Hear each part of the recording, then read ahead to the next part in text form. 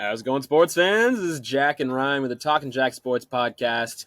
Draft day is officially over. Well, it's just beginning, I guess, because rounds 2 and 3 are tonight. But man, I didn't think I would be hitting record after last night and saying both of us found a new franchise quarterback. How about it?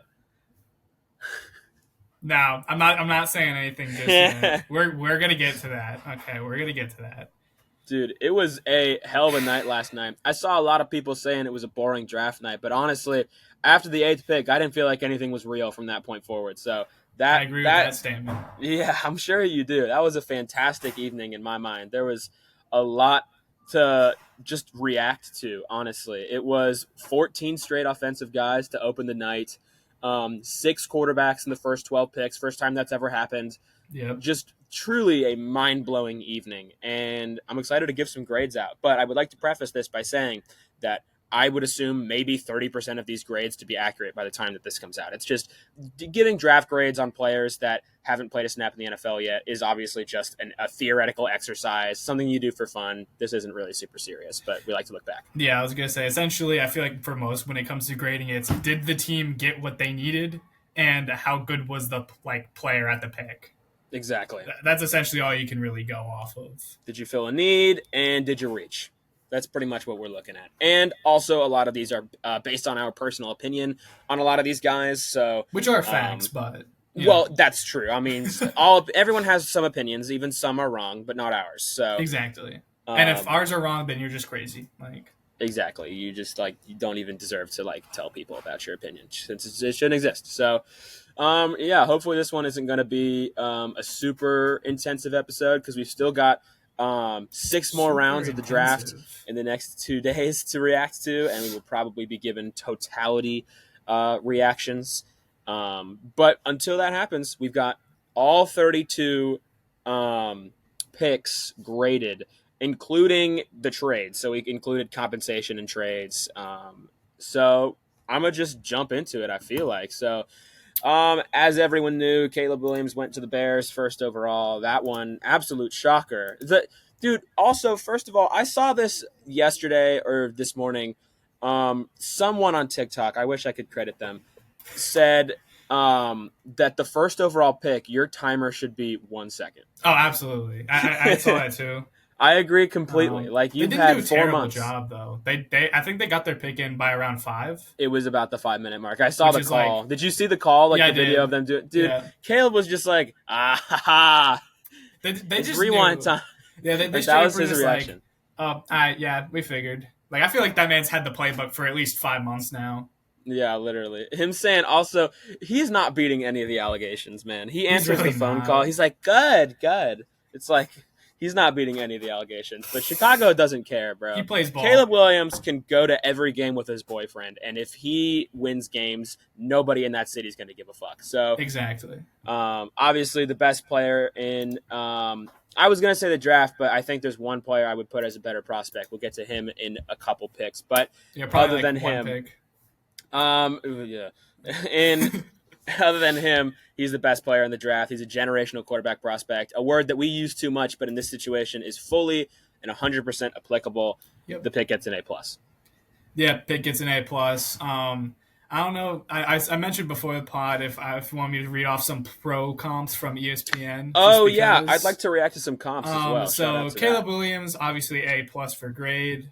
But his pro comp is Aaron Rodgers, according to ESPN. I've seen Rodgers, I've seen Mahomes, fair. And I think both are about the closest you're going to get to him. Yeah. Yeah, I mean, that's how he played in college. Very he slung the ball. He was able to escape in the pocket. We don't really need to keep on going. We know who Caleb Williams is. We knew this was going to be the pick as soon as they traded Justin Fields, and probably honestly before that. So yeah, exactly. So that's the first overall pick, and now we get to my Washington Commanders. And we needed a franchise guy. It was reported the whole offseason that we were in love with Jayden Daniels. I thought maybe there was a chance it was a smokescreen, but yep, we took him number 2 overall. Ryan, of course, has a lot of experience watching Jayden Daniels, an LSU boy himself. But for me, I'm going to be honest, I'm not the biggest Jayden Daniels fan. I really wanted Drake May. But I do think that he has a lot to offer. He has a lot of raw skill. And And it scares me, the fit, because you're going to talk about this in a moment, I'm assuming, but just his play style is a bit too familiar for me as a Washington fan. I think the player himself is going to be good. I do think he will be good. It's just a matter of did we make the right pick at 2. But all that being said, I'm giving it a B- just because we got our quarterback, but I really like Drake Maye. So I gave him an A. I feel like maybe Drake Maye is a little better in some eyes, but Heisman winner, second round. That kind of reminds me of another Washington who did the same thing, Mr. RG3. Dude, I think that's why you're not very a fan of him, especially because of the way Daniels gets so similar. Daniel doesn't care about his body, which is very scary. He takes every time he gets hit, it's like a cartoon. It is. You can play the sound effects and it works perfectly. But one thing that you will get is an excellent passer outside the numbers. You get a guy who, I will say, one of his biggest issues was when to run, but when he runs, he gets yardage. Like, it's most of the time a good call. There was a handful of ones where he really missed the opportunity, like, of an easy pass. It's usually the easy, like, last-second dump passes that he struggles with. But he does know how to read a field. He does know how to do when to run. I think his biggest issue is the not caring about his body and pressure awareness. I don't know if it goes back to the he doesn't really care part or if he's actually not very aware of what's around him. I like to think it's the second one or the first one. But yeah, you get a guy who's still really accurate and can have legs. So I think that's a good pick. Especially since you have King to develop him, That's true. We do have Cliff Kingsbury to develop him. In terms of play style, there's a lot of similarities to Kyler Murray. Yep. Both have a pretty solid deep ball. They can move the boundary if they have the right weapons. I just worry about a lot of his short field work and being able to stand in a pocket and watch pressure develop around him and still stay strong and not bail on the play. Something that was a large criticism with him, not only in college, but with his comp that I have for him. This is not ESPN comp. I just see a lot of similarities between him and a guy that I watched a ton in college as an Ohio State fan growing up, Justin Fields. So I really hope that he can take the strengths of Fields on the ground and kind of combine that with a more strong pocket presence. And I think he's already a more accurate passer than Justin Fields, but is it, the question is, can he really just execute on an NFL level in terms of being able to control the middle of the field, control, the short passes, and not just rely on his legs moving outside the pocket and doing things when the play breaks down. Exactly. And I mean, my biggest issue for him is solely how much time that Commanders line is going to give him. I think actually in terms of our line, this is a more smart pick than a guy like Drake Maye because one of his bigger criticisms is making things work when the play does break down. And Jaden Daniels, as of now, is relatively efficient in finding a way to generate yardage when the pocket collapses. But is it because he bails on a clean pocket too early? Maybe. So that remains to be seen. And I would say that's like a good issue to have. It's like get the safe yards, in your opinion. I know everyone wants to have the pressure while the pocket's forming and throw the ball out, but there are some times where you're just like, I need to go. And he does a pretty good job at just knowing that. It's just there's obviously times that could have affected it. But anyway, I think we both have pretty good understands of him. I think we both have a lot of thoughts on him because we are now forever linked, you and I, between Jaden Daniels. You watched him in college, and I'm going to watch him as all grown up in the NFL. So brings tears to our eyes. All right. So number 3, a guy that I've yapped about already, Drake Maye. I think he's a franchise guy. I'm not going to go into why and wherefores of why I think he's going to be the savior finally in New England. I just think that he is a fantastic pocket passer that has the ability to escape when a play breaks down. He makes a lot of smart throws. His accuracy is already really solid, and he's done just so much with a lack of weapons and a lot of turnover in his offensive staff. So that's my piece on Drake Maye. I'm giving him an A+ because they got him at the 3rd pick. Yeah, once again, I gave him an A. Everything you said. I will say the ESPN's pro comp is Justin Herbert, and that's not – I wouldn't say that's I agree. I think agree that's a pretty solid one. it will solely kind of depend on how well he is based off of how well you can get him weapons. And at the moment, maybe I'm wrong, but it looks a little bare around him at the moment. That's true. He's going to need some help, but he's used to not having a whole lot of help, so true. I feel like he can be okay. You know, Unk University. Yeah, literally. UNC. So, yeah. Hey, going on, we got the Cardinals. Yeah. Are we both just going to say A+ and move on? I mean, it's an A+. Yeah, he's the best receiver in the draft. He's the best prospect in the draft. Fantastic pick. The right pick. The right pick. Do they have a comp for him? They have him as AJ Green. That's a comp that I've seen a whole lot. One that I think is interesting is Davante Adams. I think a lot of his route running is really similar to Davante Adams. So. Yeah, I'd agree with that. Honestly, you could also probably say his dad, too. I think, actually, he has a lot of interesting differences from his dad, but I'm excited to see. There's some that I say that are better, but, yeah. Moving on. Yeah, that one's good job, easy. Cards. Good job. I was going to say, you didn't miss the slam dunk. Yeah. So moving on, we have at number 5 the LA Chargers.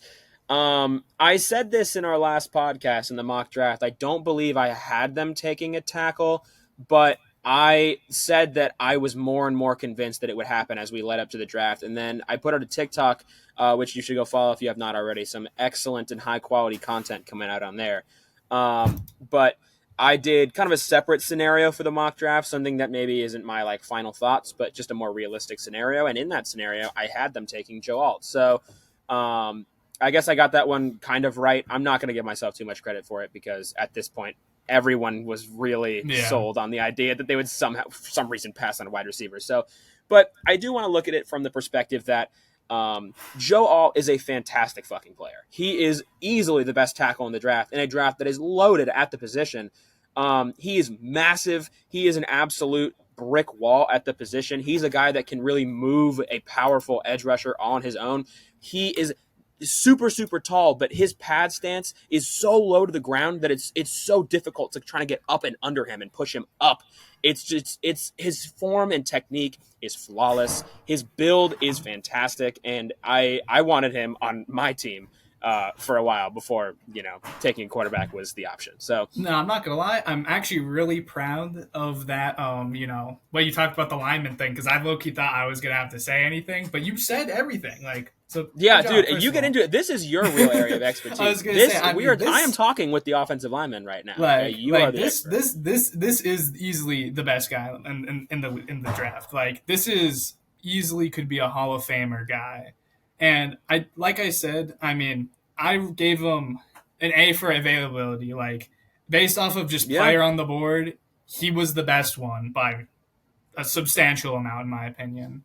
Especially when you're in the rebuild. Herbert, I feel like you can toughen out with worse receiver play if you have more time in the pocket. They essentially did the exact opposite of what the Bengals did. Bengals got Jamar Chase, and everyone was comparing this pick to that. Yes, same situation. But they did the exact opposite, which I don't know why they're getting clowned on it for. I will say, having negative receiving room, you probably should have gone receiver. I'm thinking you probably should go to receiver. I was really in love with a guy like Odunze, actually. So we have differing opinions on that as well. You got to watch Neighbors, and I watched a little more of Odunze than Neighbors, so maybe this is just a sample size bias for me. But I liked a lot of what Odunze brought to the table. Super, super polished route runner, and I thought that's who they should go with. But let's just take a step back and realize that this Joe Alt guy is amazing, and I think he will be a stalwart on the line with Rashawn Slater for years. Justin Herbert will be happy about this, I think. So, I was gonna say he might be a little bit annoyed in the immediate part, but when he realizes that he got sacked 5-10 times less, per every few games, he's gonna be thanking them that his ribs aren't hurting every time he gets. An offensive lineman is a guy that can make a ton of different position groups better, and a wide receiver doesn't have that kind of versatility there. So I think with a guy like Harbaugh, especially, I like the pick. So we've yapped about it enough. Yeah. You said Harbaugh. No, I was gonna say Harbaugh also likes running the ball, so Joe Alt's another guy who can do both extremely well. And if they want free agent pickup J.K. Dobbins to stay off the IR for the first time in his pro career, this is a Joe Alt. Exactly. So yeah, we've yapped on and on about this, but overall, I'm gonna give this one a B just because I do think they should have gone receiver here, but I'm trying to stay positive about it. I also gave him a B. So. Yeah. Okay, so at 6, speaking of Malik Nabers, the Giants end up making the right pick. They don't go McCarthy. A lot of people thought they would try and trade even further up the board and get a guy like Drake May, but the top teams don't fall for that. And I think at this spot, going with Nabers was the right choice. I like Odunze a little bit more in the offense because they kind of have a lot of guys that can stretch the field. But Odunze is more of a polished route runner, a guy that Daniel Jones, I think, would play a little bit more, just more consistently. They would mesh a little bit better in terms of the offense itself.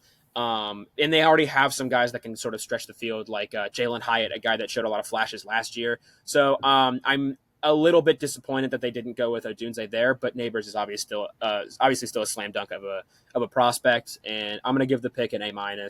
So I like it. Yeah, I gave it an A. To your point, Nabers is really good at stretching the field, but don't sleep on his 15 and under routes. He can dice people. His route tree, though, you have to admit, in terms of I've seen a lot of struggles with outbreaking routes. That's what I've seen a lot of struggles with. Yeah. And I will say he's a little bit on the smaller end for a receiver.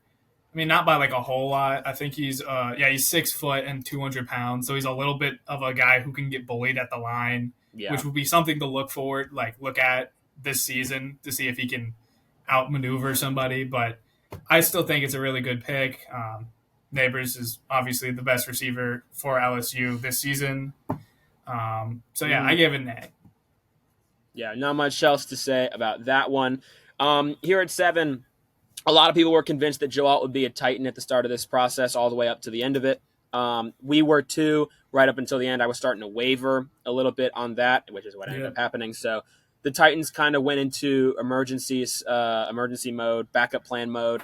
And J.C. Latham is a really solid prospect. I liked him a lot. I think towards the end of the process, I did eventually concede to saying that he was my second favorite lineman prospect of the bunch, which is tough competition. But I would be remiss to say that I believe they could have gotten some value in a trade. Obviously, the Vikings, even up until the pick before theirs, were trying to move up the board the whole time. I feel like they could have gotten some value there with a trade. But with that being said, I do think that Latham is a solid prospect and should anchor the line for years to come. I'm giving it a B-. I gave it a B+. I think, honestly, any SEC lineman kind of just gets a pretty solid thumbs up for the most part. They all have a pretty solid track record. Like, even on the low end, they're like a solid starter. So it's like, it's not like a surprise thing. It'll be interesting to see how everything lines up with Saban being gone for Alabama. But I like I said, JC was probably also kind of bullied into being the second pick for me as well, like second guy off the board. Mm-hmm. I said B+, and I will say it probably would have been an A if they traded back, but they did not. So, yeah. Yeah, I'm with you there. So, the next pick. All right. I'm going to go on I'm just going to say my piece, and then Ryan, you're going to have the floor. This is what this episode is really about, ladies and gentlemen. Ryan has an opera he would like to sing for you about this pick. Atlanta was not projected to get a quarterback. And then right before the pick was made, there's some Adam Schefter buzzings that they could look at a quarterback, and then Roger Goodell goes to the podium and says Michael Penix is the pick. Not even McCarthy, a almost 24-year-old rookie. So I'm giving the pick an F. Take it, Ryan. There might be some swearing. Sorry for cussing. Rant alert. Okay. Sorry for cussing. Alrighty. So right out the gate, here's the thing. Penix was my favorite quarterback, apart from the 3 who were obviously going to be off the board. Mm-hmm. If this happened and we didn't sign Kirk Cousins, I would have been, this is fine. I loved him in college. I thought, sure, the injury history is scary, very scary, But that dude had insane upside. I mean, he brought like a team that I would say wasn't super insane to a national championship. He was second behind Jaden Daniels in Heisman Award. Like, there's a lot of pros that you like about this guy. That's like the first part. I like Penix. Okay, I'm just putting that. That's out the there. preface, yeah. And then I'm looking on the pros. I'm listing my pros off because there's only like 5 of them. I will say Kirk Cousins is probably a pretty good quarterback to be a mentor. He has the dad vibe. I think a lot of quarterbacks who have the dad vibe do moderately well. Mm-hmm. The upside is there for him, and you can still address the edge rusher problem in the offseason since a guy like Hendrickson is asking for a trade. That is a thing that if we don't do, I'm going to be mad about.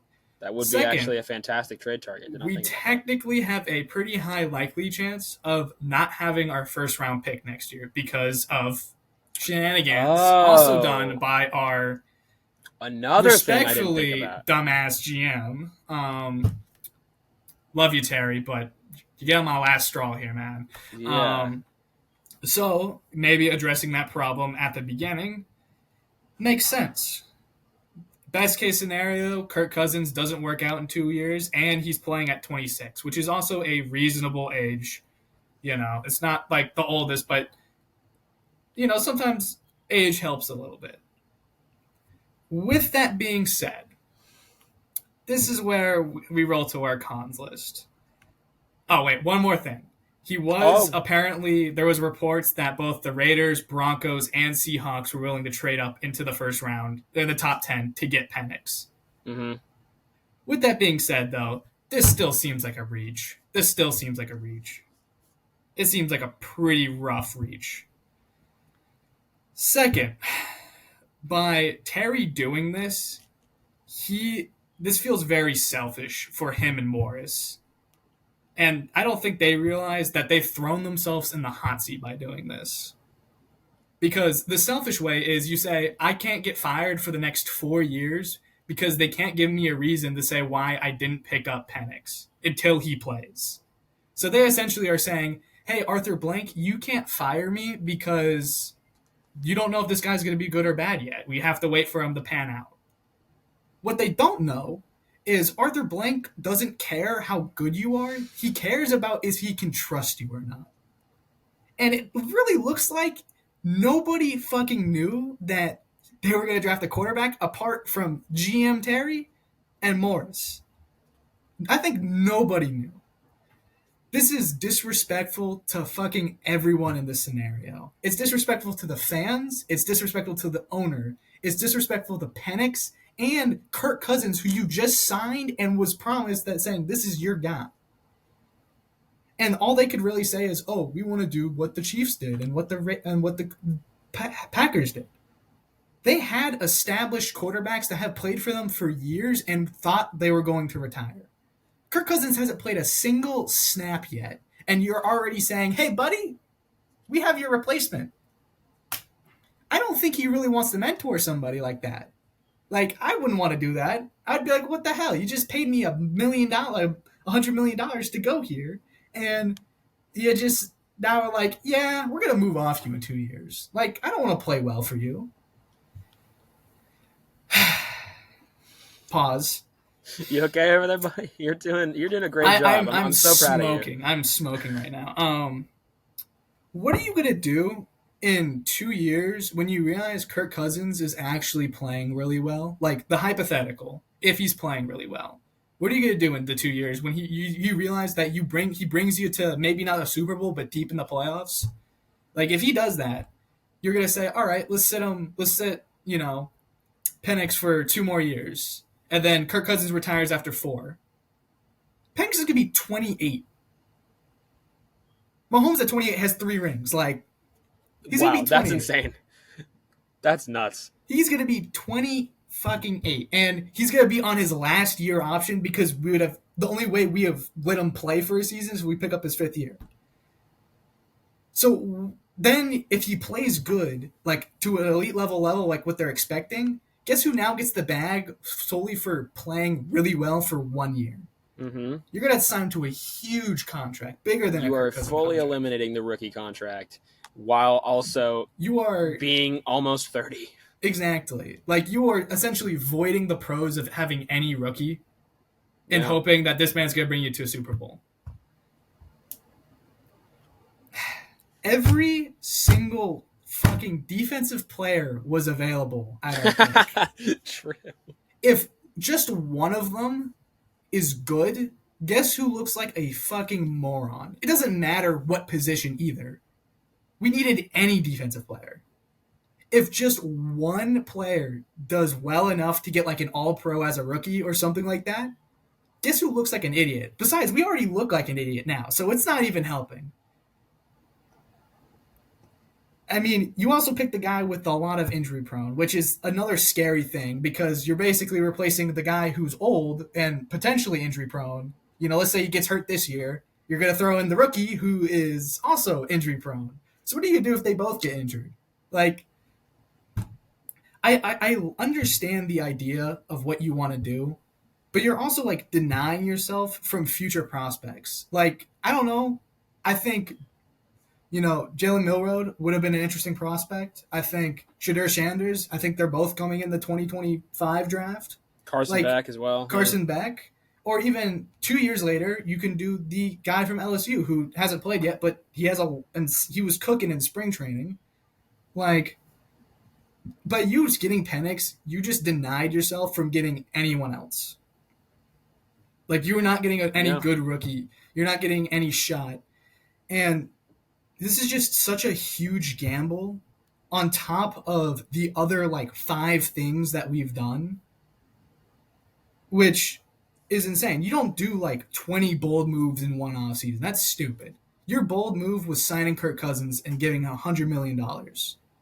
Or your bold move was getting Penix at 8. It wasn't both. Mm-hmm. Okay? The bold move was also hiring Morris because you knew him better. Like, those are arguably all questionable with high upside, but also very low downside.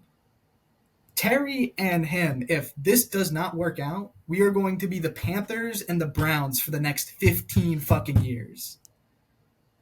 Or we're going to be the damn Patriots and win 4 fucking Super Bowls. Like, there is no in between. There is either we are setting up for greatness or we are setting up to be the laughingstock for the next decade.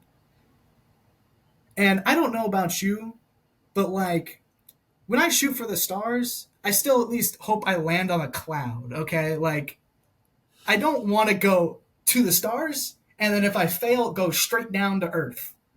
I'm looking for a cloud, okay? And there is no cloud here. There is no anything.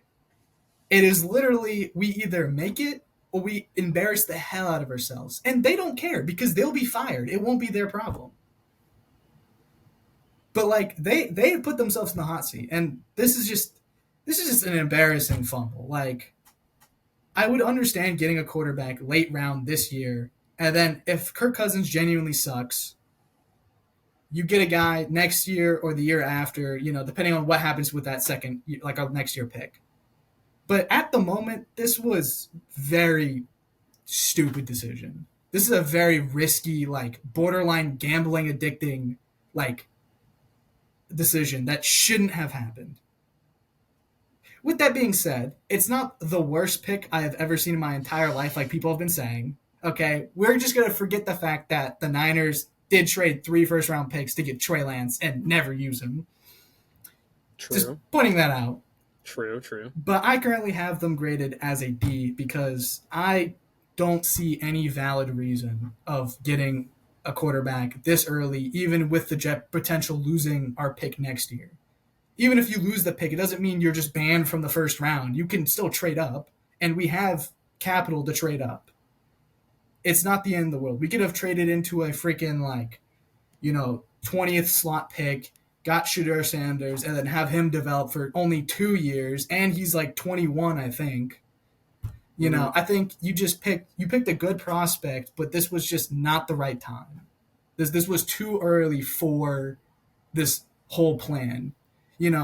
Every other team's playing chess, and we're out here playing fucking Pokemon. Like, we're not on the same level, and not in a good way. Wow. Okay. So get all that out of your system. They're either getting fired like 2 years from now or not. If Kirk Cousins fails, Morris, Terry are gone. They did not secure their job for 4 years because Arthur Blank does not give a shit if your team is good or bad. He cares that he could trust you.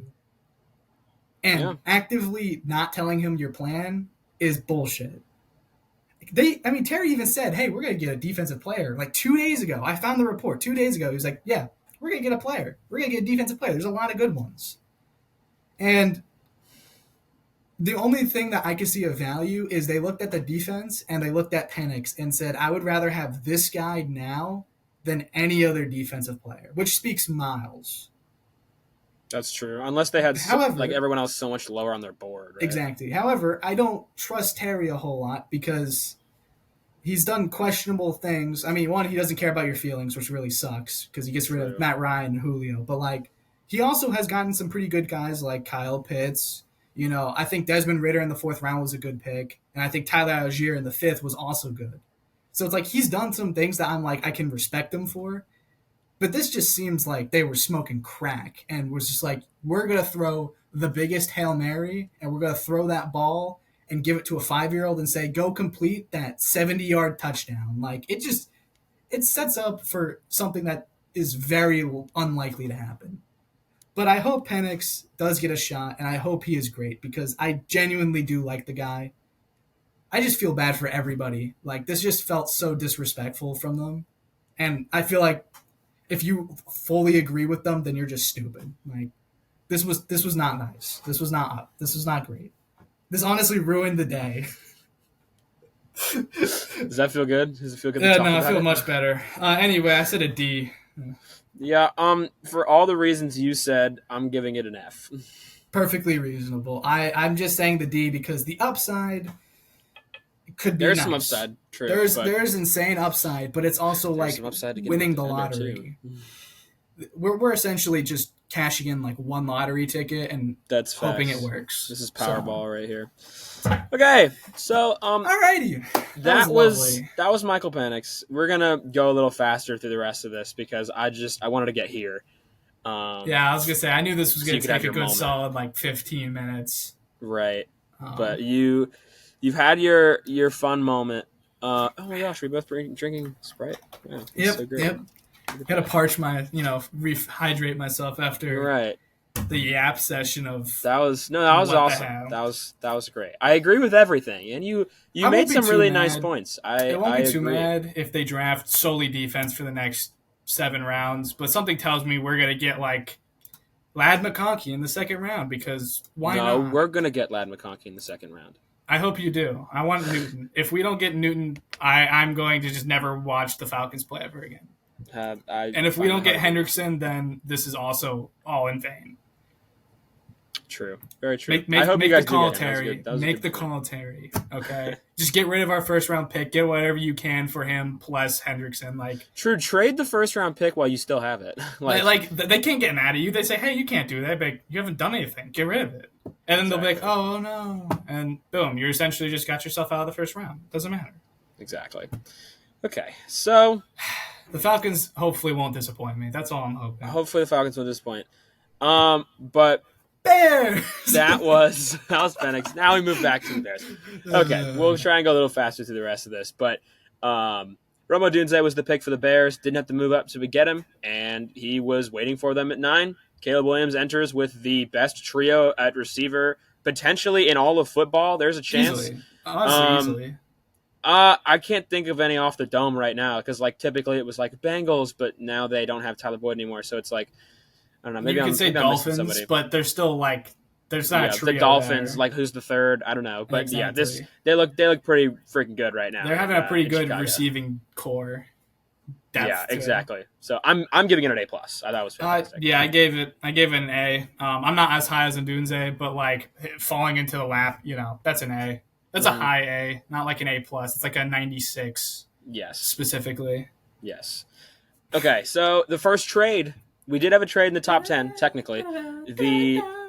Yeah, exactly. The Jets moved down, and the Vikings move up 1 spot for some reason to get McCarthy. who was the 5th quarterback taken off the board somehow.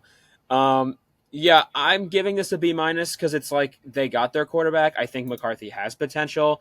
I dropped them a letter grade for giving up. I think it was a 4th and a 5th just to move up one spot. I think that was kind of dumb. Yeah, but that maybe makes they me were think... worried about Seattle potentially moving up. Maybe the Broncos, maybe the Raiders. They got a lot of calls. The Jets called them up and said, "Hey, we are trading the pick to them if you don't swoop in."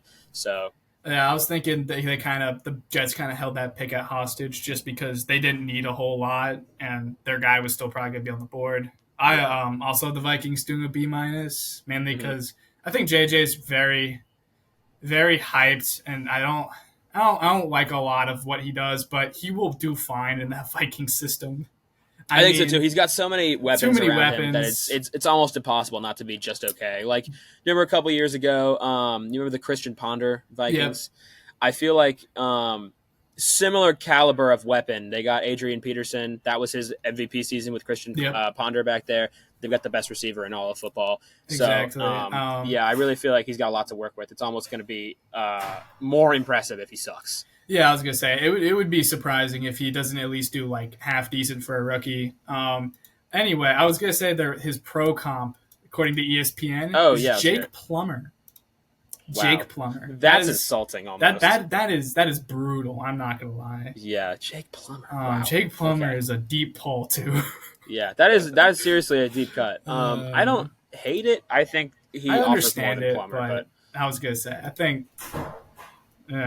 If he ends up being Jake Plummer, I think the Vikings are going to be pretty upset about it. But yeah, regardless, the Jets move down a spot, get a 4th and a 5th, and get who many consider the second best tackle in the draft in Olu Fashanu out of Penn State. I gave it an A- because I think maybe there were other spots that you could have gone in terms of positional need.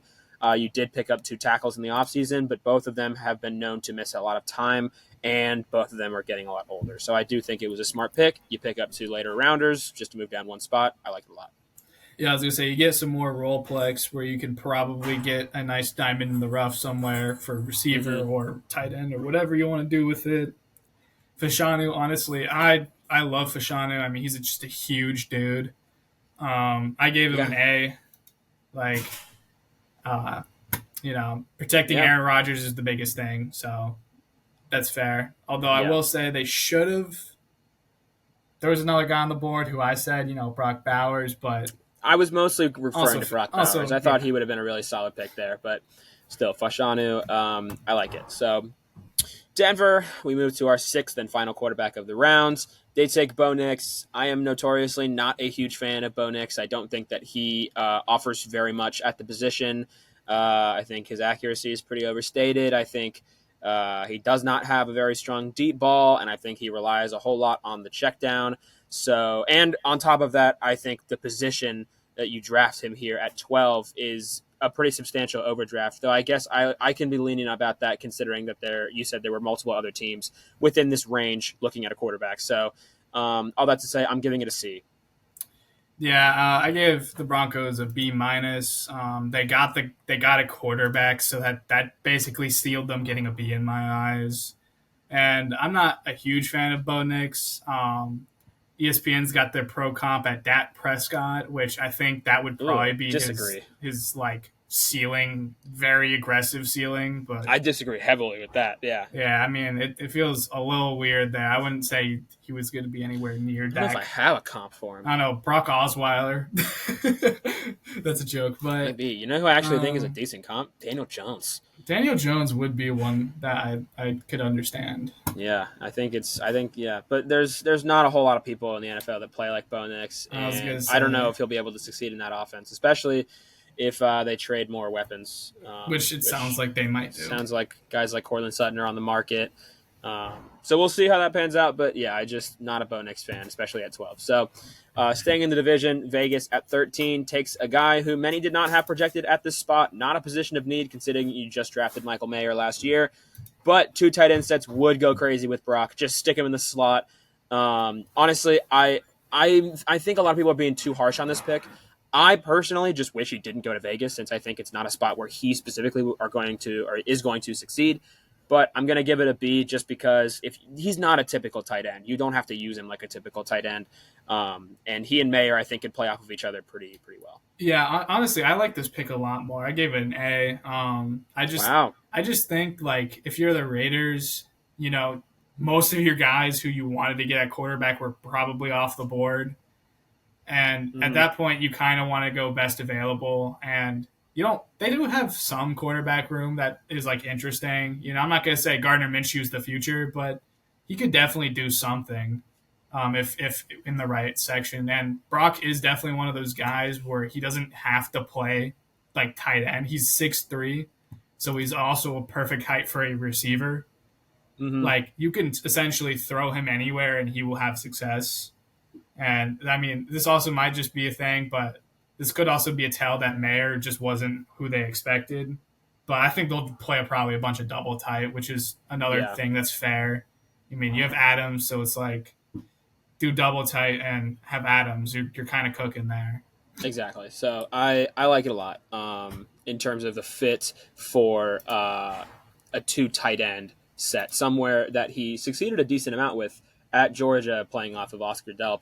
So I like it in theory. It's just the execution remains to be seen, especially at the quarterback position.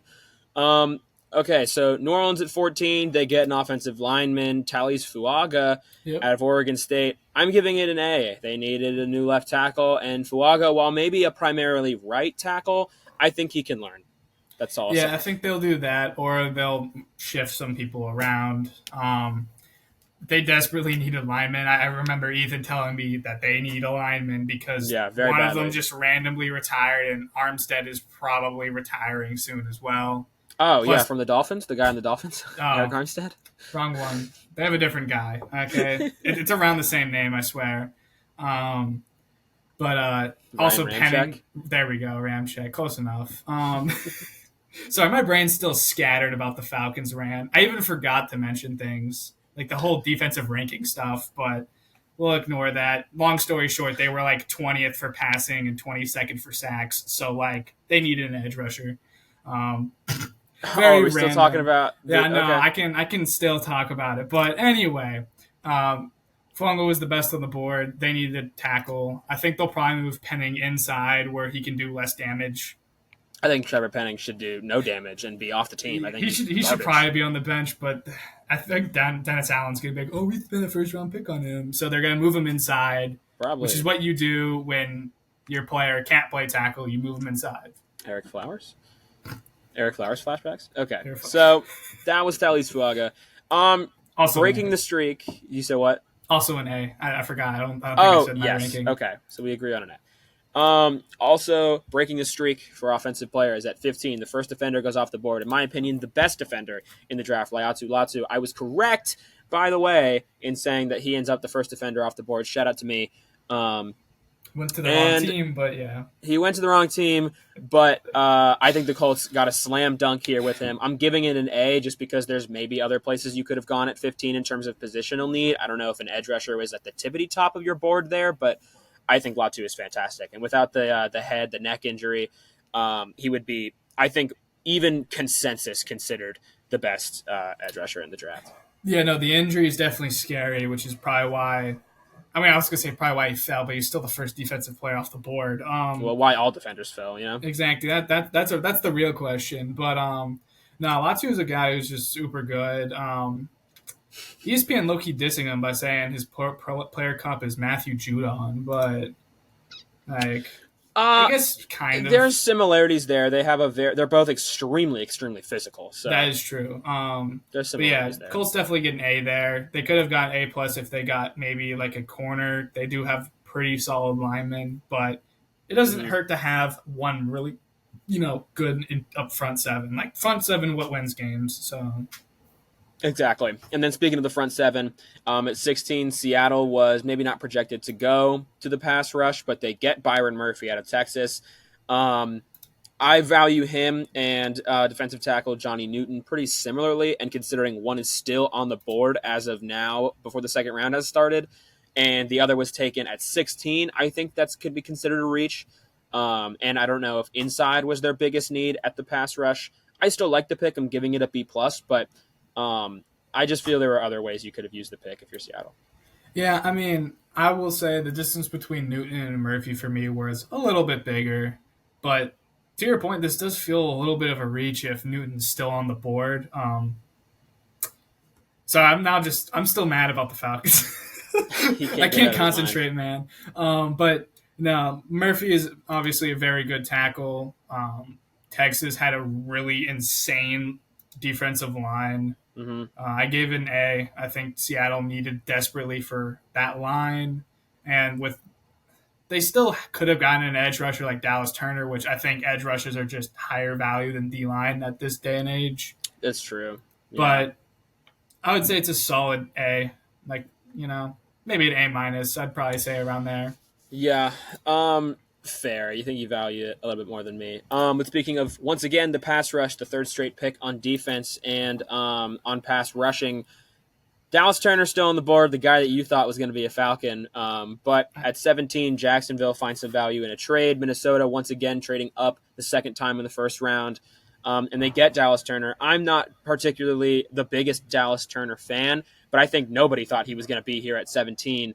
And considering what they gave up to get him, which wasn't a whole lot, I'm going to give it an A. I like it.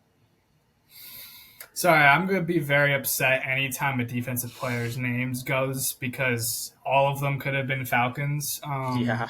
So that's going to be the theme here for a bit. But no, the fact that the Vikings had Dallas Turner fall in their lap, it's an A plus. Dallas Turner is really good. Wow. I do like him. Once again, SEC linemen, both on the offensive and defensive side, are very, very well. ESPN has their pro comp to be Josh Allen, which I think is an interesting one. But ooh, they have a similar build. They do have a similar build because Turner's technically small. I would consider him a little lanky, a little small for the position. Yeah, but yeah, I'd still say I like Turner. I mean, I think he was honestly. Maybe I'm wrong, but I'm pretty sure he was the guy who broke Jaden Daniels' jaw on that one play. Oh yeah, you would know. I might be wrong there, but that was a brutal hit. Technically illegal, but I'm still sore about that. Sure. But still, no. Oh, I do know what you're talking about. Yeah, I'm pretty sure it was him. It was him or the other guy who's also in the draft. I forget his name as well, but no, we'll hear it tonight. I bet. Yeah, but he's a pretty good player, so I'd say A plus, and especially since you didn't have to trade a whole lot to get up there. It's pretty solid. Yeah, I agree with you there. So at 18, Cincinnati goes with the logical pick, actually. A lot of people were saying that they could get Bowers if he slips. Some people were saying that they could go receiver, especially if they are convinced that T. Higgins will not play this season. He did just request a trade, so that remains to be seen. But they go with the smart pick, and even at the position, the super, super smart pick with Amarius Mims, a guy that doesn't need to start right away, a guy that doesn't have his biggest knock being that he doesn't have the experience at the college level, but a dude that if he were to come back this year, he could have contended for the number one overall selection in next year's draft. I think it's a total steal in terms of how you'll be using him if you're Cincinnati, which is not to start immediately. So he'll be able to sit behind and learn a guy like Orlando Brown. Forgot his name for a minute there. But yeah, I think it's super smart. I'll give it an A minus because I think maybe it could be considered in totality of the draft a bit of a reach, but I think this is appropriate for where his ceiling could be in terms of where he could have been selected tonight or last night. Yeah, I mean, I gave him an A. Mims, you probably know more than I do, but I do. A massive individual, okay, just right out the gate. behemoth of a person. Absolute unit. To your point, less experience, but once again, you can do a lot to develop experience really fast, and that's simply by putting them in the inside. You can put him at guard for a few games if you really want to give him some experience, see if he can, do that stuff. And if he can excel at guard, you can easily kick him out so easy. It's such an easy switch between tackle and guard in my opinion. Honestly, if you're a good guard, you're essentially a good tackle because if you can do the pulling and reaching with a guard, then you are fast enough to play tackle. And with the size, it's just insane. If he can develop really well by just making him an interior lineman for a little bit, he'll be cooking. Yeah, no doubt. So at 19, the third edge rusher goes off the board with Jared Verse. This one confuses me a little bit because I feel like the Rams didn't necessarily need an edge rusher. They just got Byron Young and Kobe Turner off the edge last year. Maybe I'm missing something in terms of their scheme, but I really feel like I have the full picture, which is that this is less of an immediate need. And also, Jared Verse is a guy that I like, but I don't know how I feel about him in this defense. I think maybe they could have focused on more of the interior. I thought they could have gone offense because I think their tackles are complete garbage. That is true. So that's where I thought that they would go. So I'm giving this a B plus because I do like Jared Verse a whole lot. So I'm excited to see how he will play in this defense. Yeah, I give him an A. I think Jared Verse is a very good player. ESPN's pro comp is Trey Hendrickson, and I don't know exactly if that's the right one, but he's a pretty big, like, I don't want to say big, but he's kind of like, you know how Aaron Donald's like short, but he weighs a lot? Yeah. It's like the same vibe. He's like 6'4", but like 250, 260. Yeah. So I feel like they just really wanted someone who fits the same AD build and just throw him in the spot and hope it works. 100%. Which, honestly, Verse might fit that bill pretty well. I'll give it an A just because I know Rams fans would be really mad if they didn't get someone to replace Donald. Mm-hmm. And this is definitely a guy who could do that. Maybe not anywhere near to the same level, but, at least make you feel pretty good about having a line. Got to replace some production, so I get it. At 20, Pittsburgh goes with the logical pick, which is an offensive lineman. I was thinking maybe a guy like Graham Barton or Jackson Powers-Johnson could be the pick. Maybe not a tackle, but a guy like Troy Fautanu is going to start right away, going to provide a lot better performance on the exterior than the guys that they have on the roster now. It makes sense for a team like Pittsburgh, but I'm just not the biggest fan of Fautanu, so I gave it a B, combined with that and that I thought there were maybe better options. I gave Fautanu an A. For one, the fit of him being a Steeler is insane. I don't know if you heard his post-draft interview. Oh, no, I did hear about where he was going off, he's just like, man, I just like the violence part. Like, he's like, just straight violence. Like, that's a He grew up a Steelers fan, too. Did you know that? His favorite player growing up was Troy Polamalu. That's legendary. Isn't that crazy? That's legendary. They're both Polynesian, obviously, but, I was gonna say that's an elite level scheming right there, and I wasn't super high on that, but when I heard him just be like, yeah, violence, you just play with such violent at the line, I'm like, that's terrifying. Yeah, that is a Steeler. So I just love the vibe. They're beefing up the line, no doubt, which is important with more mobile quarterbacks. I was gonna say the room that they have now. With both the ones they have, you want to have a decent initial line because they both also struggle to have good lines. Exactly. So giving them something that they need. I think so. It covers a need. I just thought maybe you could have gone a different direction with those. Yeah, you definitely could have. But regardless, here is one of the bigger reaches we have seen yet. Chop Robinson goes to Miami at number 21. I'm actually a pretty big fan of Chop, but I will acknowledge that there was a lot of other needs that they needed filling. They needed some more production in the pass rush with guys like Emmanuel Ogbah and Van Ginkel both leaving. Christian Wilkins obviously was leaving, and maybe replacing him on the interior would have been a bigger priority. Johnny Newton's still available, like we talked about, but he would have been a logical pick at the spot. But I do like Chop Robinson and a lot of what he brings. I was thinking maybe that he could be less of an immediate starter, which he will likely have to be, given that Jalen Phillips especially might not open the year. Yeah. But all this to say, I'm giving it a B just because I don't know about the situation, but I like the player. Yeah, I was going to say the player has a lot of upside. I do like the comp that they actually do for him for ESPN is Josh Sweat.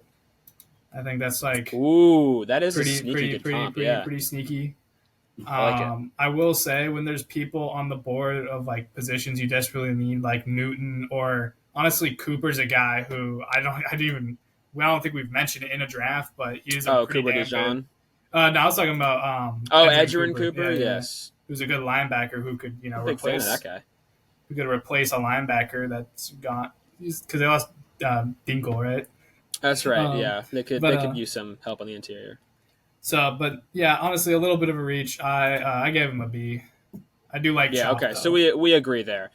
A guy I wanted, but Right. Yeah. I honestly thought that she would end up with Chop. I think that was in my mock. But yeah, I also figured that he was going to be in the second round. But well, unfortunate. I enjoy life.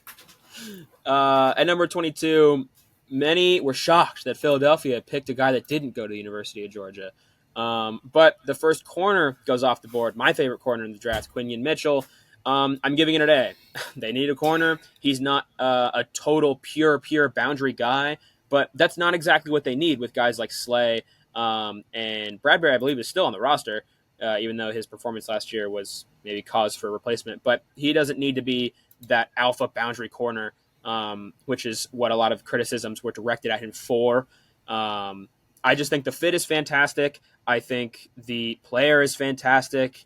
And once again, the Eagles get a fucking stud in the first round that I have to see twice. They can't keep getting away with this, man. How did they always seriously insane. Get somebody who's like sneakily, not even sneakily, like most of the last drafts, they've gotten somebody who's like super good, and somehow they still manage. I'm mad about that. I'm mad about that because they're already a good team, and once again, this is a player Atlanta could have got. I'm about to be a Commanders fan, honestly. That might be a better join life. the bandwagon. Follow your college quarterback. Close, man. I'm very Come close. here. We don't have a lot of people saying that. That is true. But I gave it an A+. I really like Mitchell, and the fact that he fell to the Eagles, fantastic. You know, congrats to the Eagles fans. Try and dissociate the pick with the feeling that it could have been your pick. It's tough. That's not happening. I had to do that with Drake May. It's tough. Dissimilar situations, though. Okay, so now we move back to the trade we discussed before. This is where Jacksonville finally picks after trading down with Minnesota. They gathered a decent amount of capital and still got the guy that I honestly believe they would have taken at 17 anyway, in Brian Thomas Jr. Maybe a wide receiver is not their top need. They could have had some offensive line help. They could have had a corner. And maybe they would have taken Quinion should he have dropped one more pick. But I truly believe that Brian Thomas was their guy from the start, and they got him and a lot of capital. I like Brian Thomas a lot. I've seen this pick widely panned by a lot of people, and I don't get it. I'm giving it an A. I really like it, honestly. Thank you. I also have it an A. Okay, this dude. You say thank you. Yeah, no, because I was like, why are people beefing with this pick? I know a lot of people. I've seen a lot of people giving it like C's and below. I don't understand that. They need a receiver. Trevor Lawrence has like negative help everywhere, but at least give him someone you can actually throw to. Okay. Yeah. I was never high on Christian Kirk, Calvin Ridley. I thought both of them would be like maybe solid players. Okay, but I never was thinking, because of those two, he's going to win a Super Bowl. I was not ever like that close. I was like, they're still a pretty trash, team in general. Yeah. But finally giving him like a solid receiver who's big, he's fast. They actually have his comp being T. Higgins, which I don't hate. Ooh, really? I don't actually know if I agree with that. I don't know I don't think they play super similarly to me. I wouldn't say so. I mean, he's very like contested catch guy. Never mind. I was going to say they both went to LSU. I'm thinking of Ja'Marr Chase. That was embarrassing. Wow. Honestly, I would have just said Ja'Marr Chase is like the easiest comp. They're both fast. He's big. Like they're the same height. I don't think he plays really dissimilarly to a lot of receivers. He doesn't have the build to be a super potent deep threat, but that's kind of how he plays. It's interesting. Calling it right here, the pro comp is Julio Jones, 6'3", 209. That's essentially low-key, Julio. That's like ceiling, but imagine. That would be crazy. That'd be awesome. That'd be nuts. I pray for nothing but the best for my LSU boys. And at least he went to a team that has a quarterback, unlike Neighbors. That's I feel bad. Very true. But, he got a little luckier than Malik did for sure. Yeah, I gave him an A. With that being said, the Lions. Yes, the Lions. Little trade up, right? Sneaky trade up. Yeah. Let's just be honest here. I have seen more than one reaction to this that is even remotely negative. It blows my mind how anyone can think of this as a bad selection. Terry Arnold is my second favorite corner in this draft. I think he's a fantastic player. I think he is precisely what this secondary needed. And Dallas, I think they only got a third in the deal, and maybe a pick swap near at the end. But I think in terms of the actual, decent capital that they got was 1 third rounder to have Detroit move up. I believe it's 5 spots to take a guy that nobody thought would be here. It is, to me, an A+. I think it is a fantastic selection. It's a slam dunk. You desperately need a corner. This dude is really good. He's honestly quite versatile, too. They have their comp being Devin Witherspoon, which I guess maybe.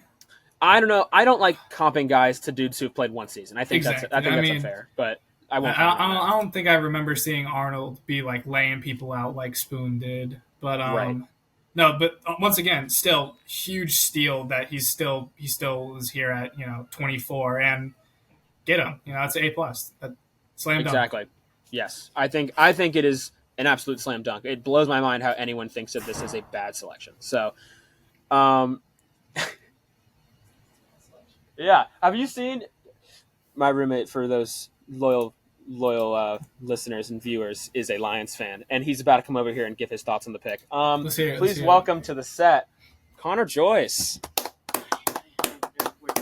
Welcome to the set, Connor Joyce. He's already repping the Hutch jersey, prepping for the second round of this draft. Connor, you can't hear Ryan, but you can speak into Mike. What are your thoughts on the pick?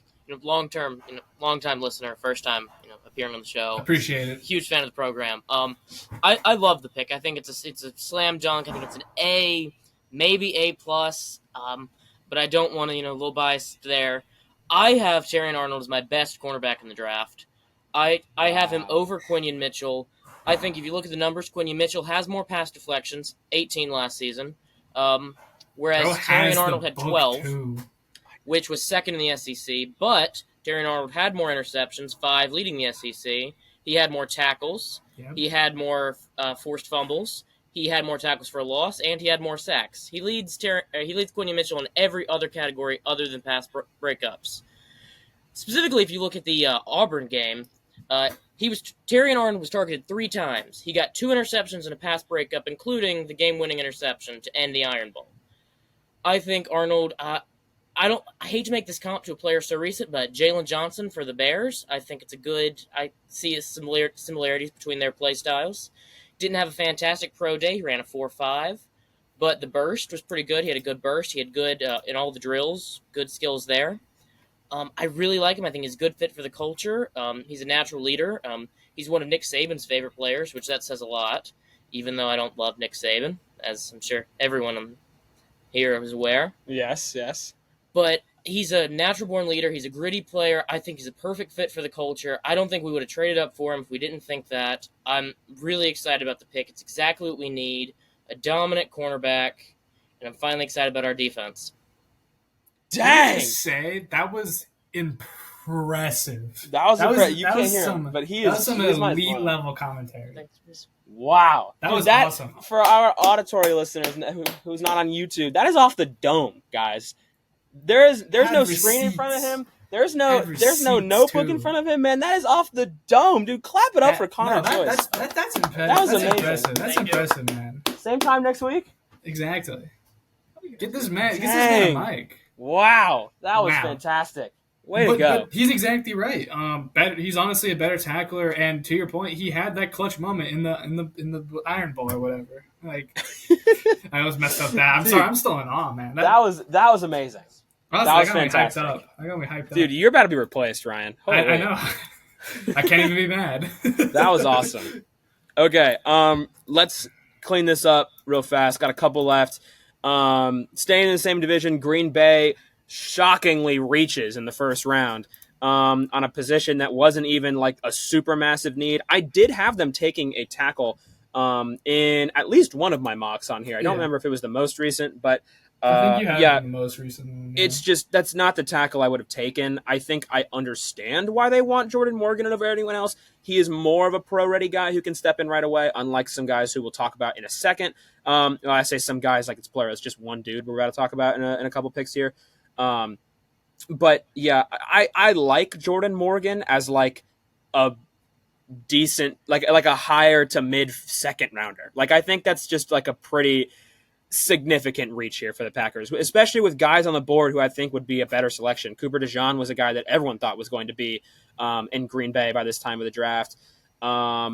Maybe even a receiver. I don't know. Like I don't like the pick. I mean, I will say that they have such a young team where it's like anybody can really develop anywhere. Yeah. Like, they don't have any glaring need for anything because you're just like, oh, give them a year, they'll develop. Line help, I guess, is nice. You know, they did lose Bakhtiari, but Bakhtiari was essentially out all season last year. That's true. They lost another guy at the position, too, they I did, believe, in so free agency. Whose name I don't right hate now. it. I don't hate it. But, yeah, to your point, this feels a bit of a reach.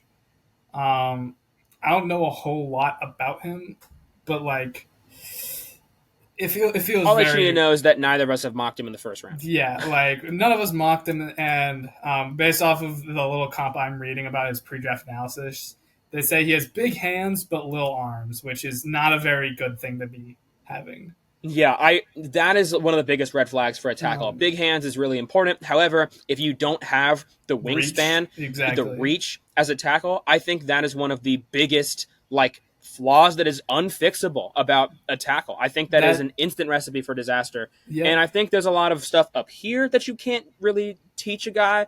I like a lot of his movement from what I have seen, but those short arms are going to be tough to overcome. The short arms and big hands is a really good combo to essentially get a lot of holding calls. Yeah. No. I remember my coach saying that he made fun of our center because he had big hands, but very, very little arms. He's a little stubby boy. That's someone with the experience. But yeah, no, like that is definitely something that can happen a lot. Just by, surface area and just it's like science, football science. But yeah, I gave it a B-. I gave it a C+.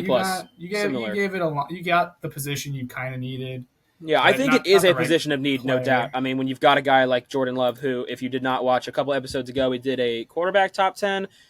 He's in both of ours. So pretty freaking good guy that you want to protect for years to come. So check that top 10 out if you haven't already, by the way. Moving on to Tampa Bay.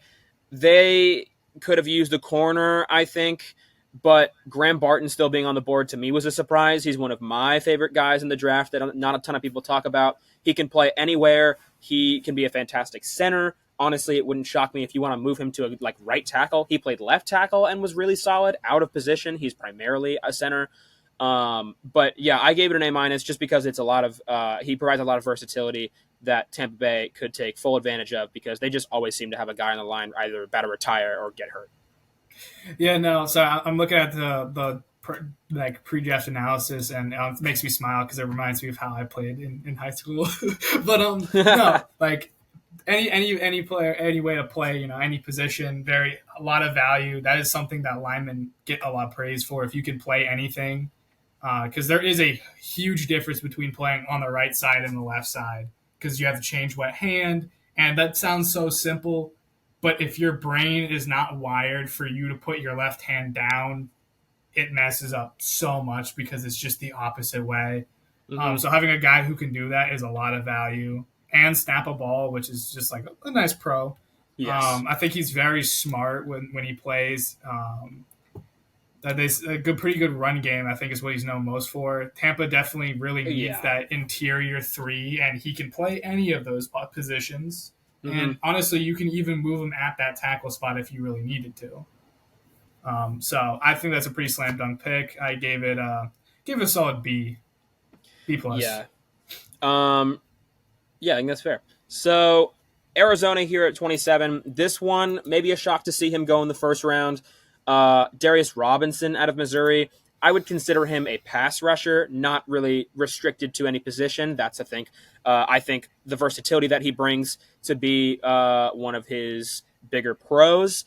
But as a whole, I'm a little uneducated on his game. I haven't done a ton of recon on exactly how he plays, but I mean, you draft him in the first round for a reason. You need an edge, and the top 4 are gone.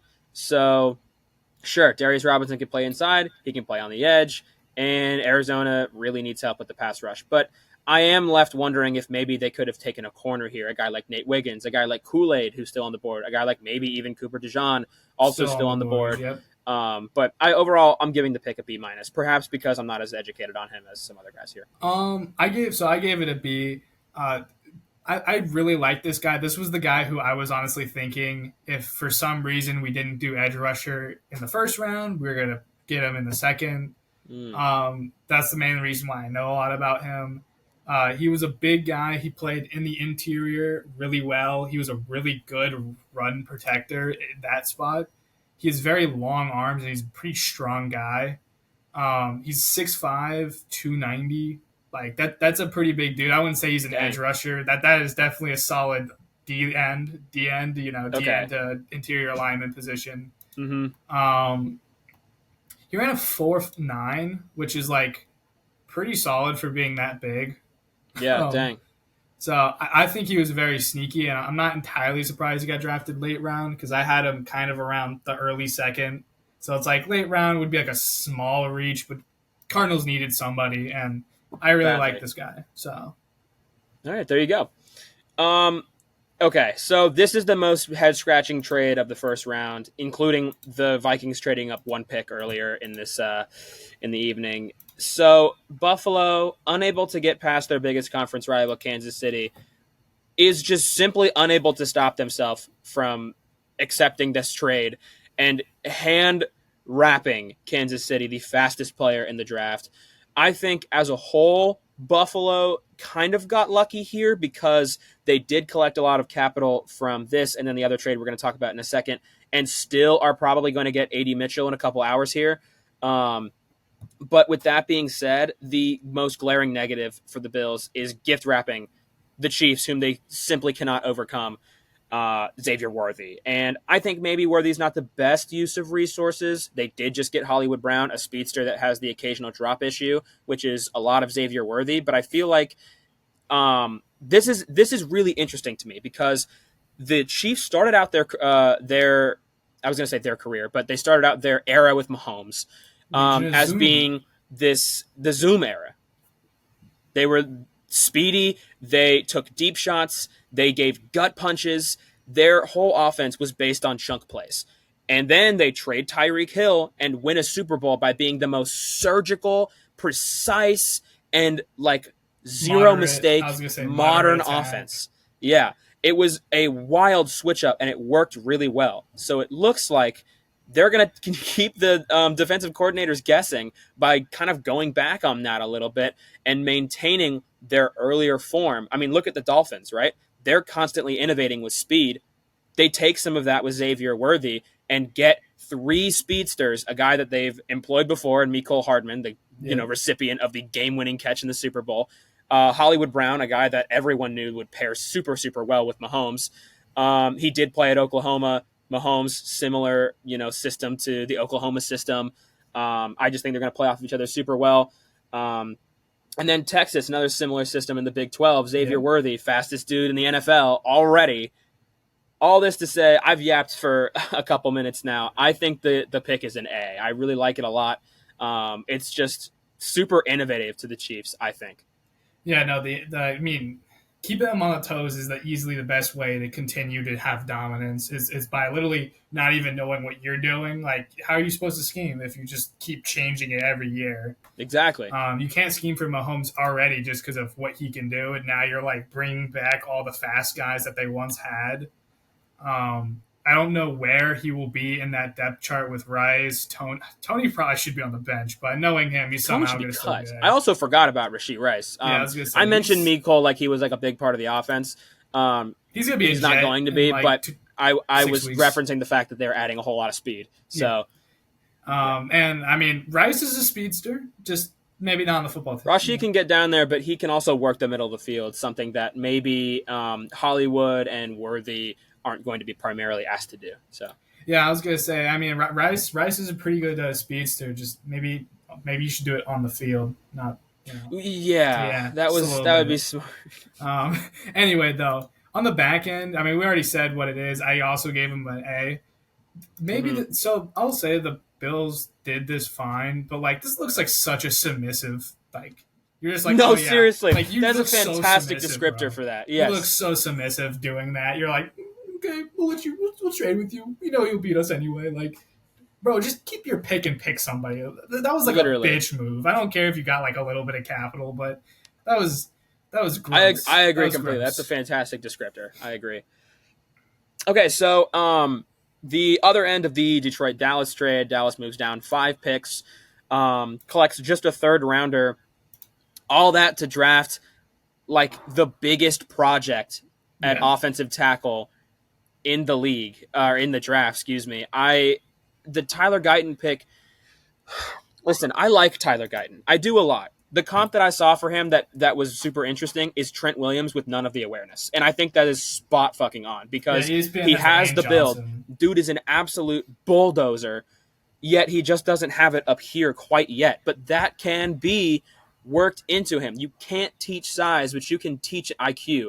So maybe sitting behind somebody, maybe not being asked to be the guy right away, could really help. Yet instead, Dallas, who is supposedly, according to Jerry Jones, all in this year, finally, like this is the last hurrah before Dak potentially leaves next offseason, you take a guy who's the biggest project at the position. I just don't understand it. He's probably not starting even over a guy like Terrence Steele, and especially Tyler Smith, a guy who actually is really solid. Yeah. I don't know. And this is around the spot where I thought Tyler Guyton could go in this draft. So I wouldn't even call this a reach. I just call it a horrible fit. I'm giving it a D. I don't get it. Wow. Yeah. I mean, I gave it a solid B. I do like Guyton. To your point, he lacks that very high, like he lacks that IQ.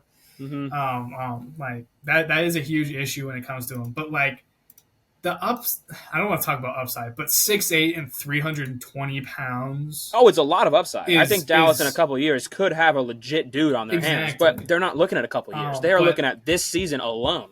This makes me think that they could be honestly tempted at moving him to the inside and just kicking out, who they have the inside? Why am I forgetting his name?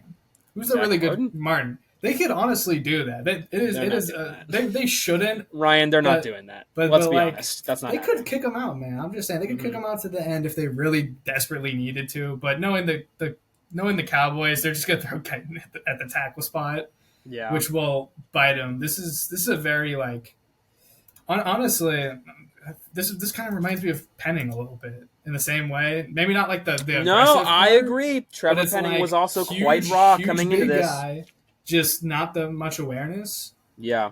It's a little scary. Like the all-in pick, like this doesn't seem like an all-in pick for them, honestly. And to your point, I should probably make this more like a C. Yeah, I don't get it for Dallas. I think the fit is pretty terrible. Okay.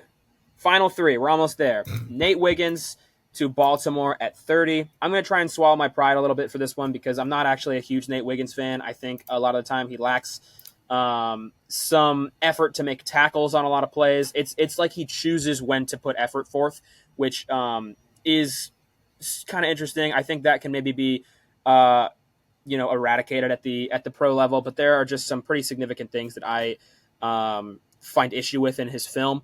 But overall, Baltimore needed a corner, and especially for their system, I think he could work pretty well. He's a true boundary guy, and to get him at pick 30 is solid stuff. I'm going to give it a B, just because I think there may be other guys I would have preferred. But yeah, I mean, Wiggins is one of those guys who is stupidly fast, which can cover a lot of space, which is one thing that I think the Ravens really like, just because they do like sending the DBs in for blitzing.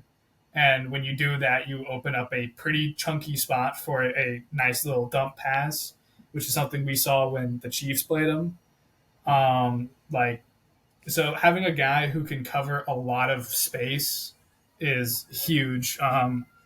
And so I also gave it a B. I do think they could have gone different places, and there was other corners who were a little bit better, but getting a guy who can just cover it all is honestly perfectly valid reason. Speed is really good in the NFL, so it's like you may as well, can't teach speed, but you can teach how to use it. Like, yeah, facts. Perfectly reasonable. Put that on a shirt, bro.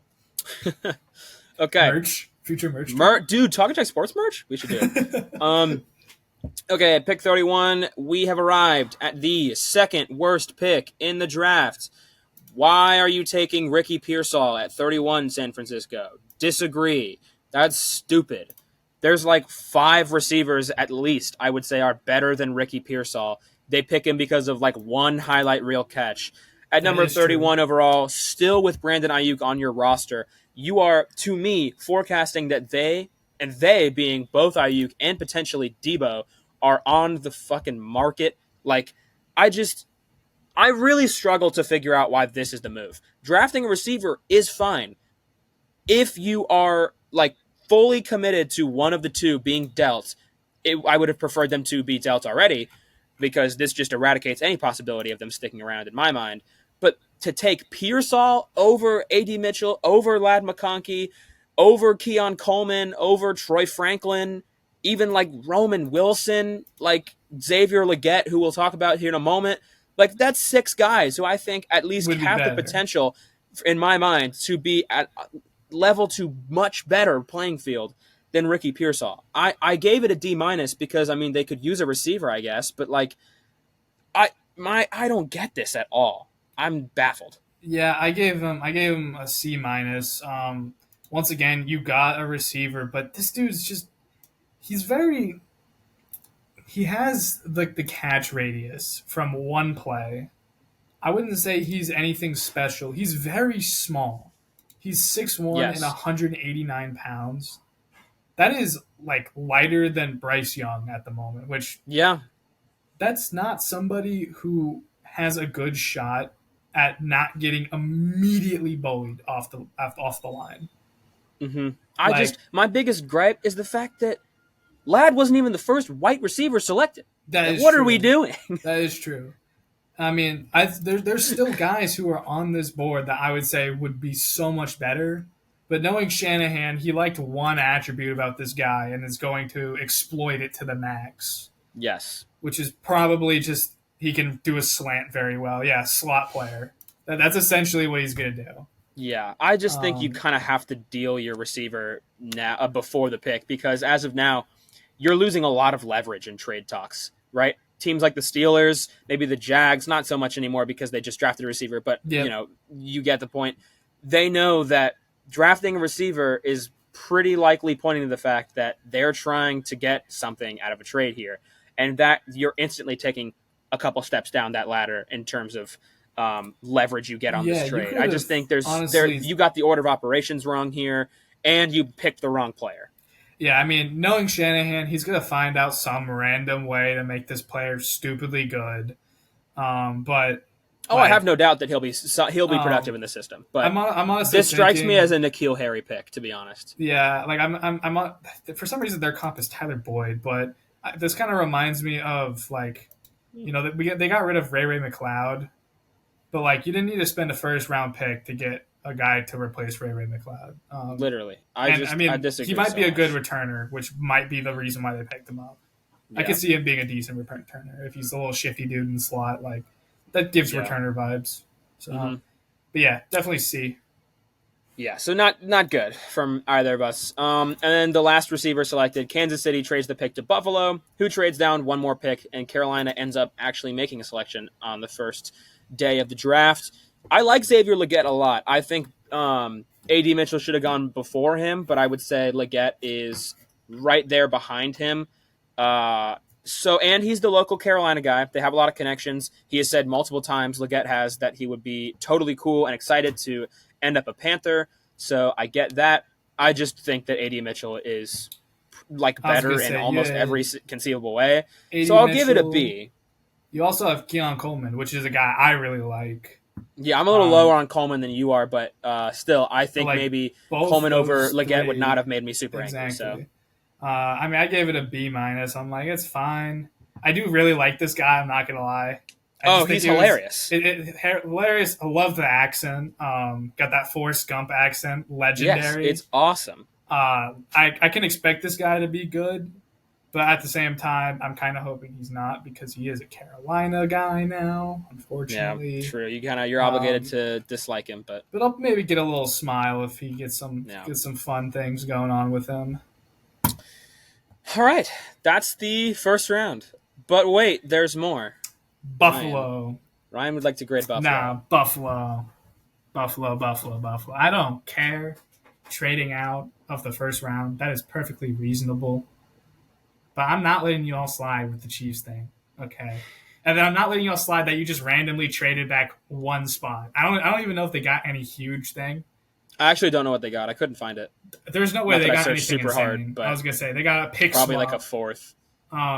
So unless you go out here and pick, I'm assuming they're picking Mitchell or Coleman. Okay, if they somehow for some reason like trade back or something dumb, like I'm gonna lose my mind. But they trade back 3 more times and get 20 picks in the draft. Exactly. Like they have 27th round picks. Like okay, cool. But no, C- solely for the fact that like that submissive trade, man. That's some you got. It looks like you just got bullied out of the first round. That's all it sounds like. You look like a bitch. Like that's just being brutally honest. No, I agree. You don't trade to a. It doesn't matter how good the trade is. You don't trade to a guy you know you were going to play in the championship. That is stupid. Yeah, I'm with you there for sure. When Xavier Worthy puts fucking 130 yards and 2 touchdowns on your head because you have no DBs either. Literally, yes. So get Cooper DeJean, get Coleman, get somebody that can make you at least look like somewhat of a genius. For it actually would not shock me at all if they pass on a receiver and take like Kool-Aid. It'd be really funny. I would laugh. Not a bad pick, but like you also don't have anyone to throw to. I was gonna say you don't have anyone to throw to. You don't have anyone covering. I would personally bank my offense just doing that to just outshoot. Josh Allen can outshoot somebody in a just duel. Hope so. With first overall, first number 1 option, Khalil Shakir. Yeah, I actually think it's decent, but that's besides the point. That was atrocious. Yeah, not the best use of resources. But the moral there of for the story is the Falcons suck. They're pissing me off. The Falcons suck. That's what we've learned. They're doing some high D gambling for no reason. I am excited to see how it actually ends up working out, but I gave it an F. You gave it a D-. No bueno there from the Falcons, but there's a chance they make up for it tonight in just a couple hours. So while you are watching the draft, you better be listening to the Talking Jack Sports podcast because you need to. I'm commending if you throw this pick too, there'll be a TikTok. I'll send the rant. Oh yeah. If we get another offensive player, I'm gonna personally challenge Terry to a boxing match and make sure that he gets knocked out in the second round. Not even second, first round. First round knockout, okay? TKO for sure. Exactly. Okay, so this has been our top 32 first round grades for the NFL Draft 2024. We'll be back in a couple days to talk about the team's draft in totality. But until then, this has been Talking Jack Sports Podcast. I am Jack. He is Ryan Barker, as always. It's been a pleasure. Check out the TikTok. Check out all the socials. Thanks for listening. Thanks for watching, however you are viewing our content. Take care, everybody.